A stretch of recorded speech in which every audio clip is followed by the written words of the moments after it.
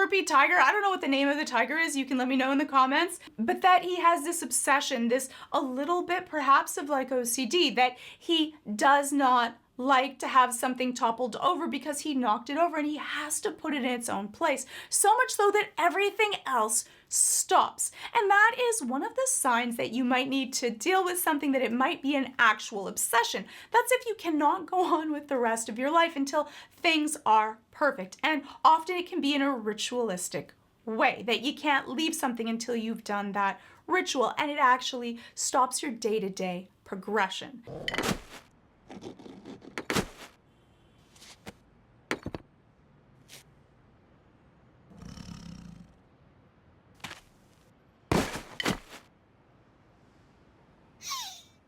No, really. It's okay.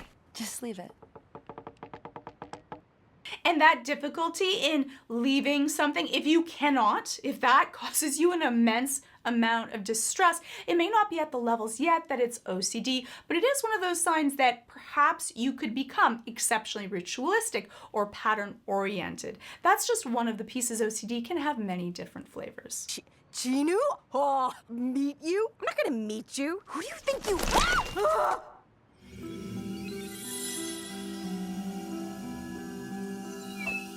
You see the difficulty? That is still something that is on their mind. If you are also thinking about something that you can't really let go of, it keeps on replaying in your head. One is giving yourself a distraction, moving away from that, and practicing an exposure to that, toppling something over, not putting it in the right place, and then your response prevention, not doing the ritual, not putting it back, leaving it. And I would say if you have to make everything perfect or in the right place, then you would have to flip that to always making things imperfect and leaving them in the wrong place. Yes, it will cause a spike in your anxiety. That is often why we do this, because putting things in the right place relieves your anxiety, makes you feel okay, better, but that becomes a reward. So you're actually rewarding yourself for doing that ritual. And that's why you have to expose yourself to the thing that causes you distress, find a way to lower your stress because it will spike, let it taper off, and then it will go away. And that can be really difficult. It might be something that might be best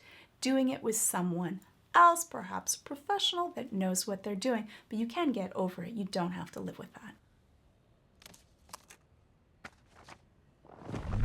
Calm down. I'm not gonna meet him.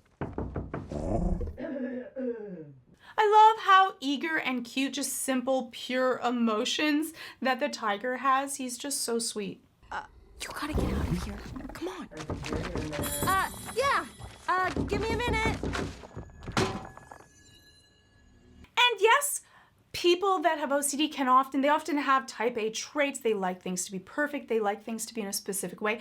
Often it comes from you trying to control the world around you, stopping bad things from happening. Now, that doesn't mean that specifically the tiger in this has OCD, but it definitely has a few pieces to it. No, being obsessive about one thing does not mean that you have obsessive compulsive disorder, but it's definitely one of those thoughts that you go like, possibly if you can't leave things, if that causes trouble in your life, it might be an issue. You see, that feels like a little bit like OCD. Like it is this doom and gloom, something that is small to everyone else, but you see this as something really huge. It's magnified in your own mind. That is one of the precursors to having it be an obsession. But again, it would depend on the amount of time. You'd have to have it properly diagnosed. But I say that anything that controls you, you should deal with and work on anyways. You don't want that. It can cause trouble. Look at this. I heard you singing. You sound good. Yeah, who would have thought? Those tonics actually work. You can see that this has caused a whole bunch of issues because you can't let go of something. And so in your own daily life, if you see yourself doing an action over and over again, and if you don't do it, it causes a rise in anxiety. That is an issue, especially when it starts taking precedence over other things that are important in your life. Okay, so I've been meaning to ask, why does the bird wear a tiny hat? I made it for the tiger, but the bird keeps taking it. What I love about that answer is that doesn't answer anything, because that just gives another question. Well, why did you make a tiny hat for the tiger?